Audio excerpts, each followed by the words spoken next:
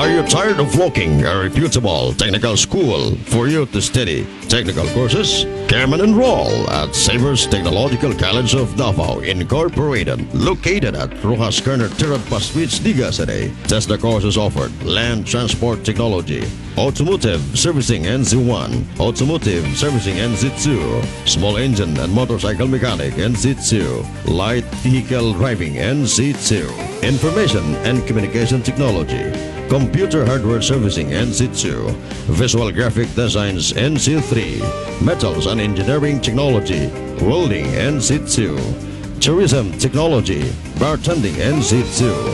Savers College adopts a competency-based training system where enrollment is anytime.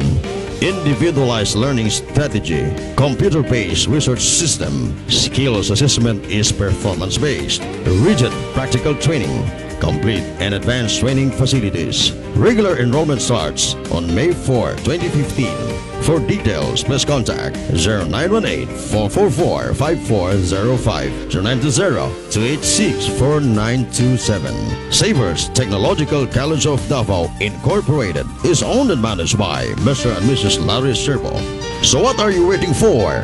Hurry, enroll now at Savers Technological College of Davao Incorporated. Cadigos City o sa Tibok, Davao del Sur. So ako mong ginaawhag nga mo eskwela dinhi sa atong bag-ong tulunghan sa Savers College diri na himutang sa corner Rojas Terad Pass, Digos City.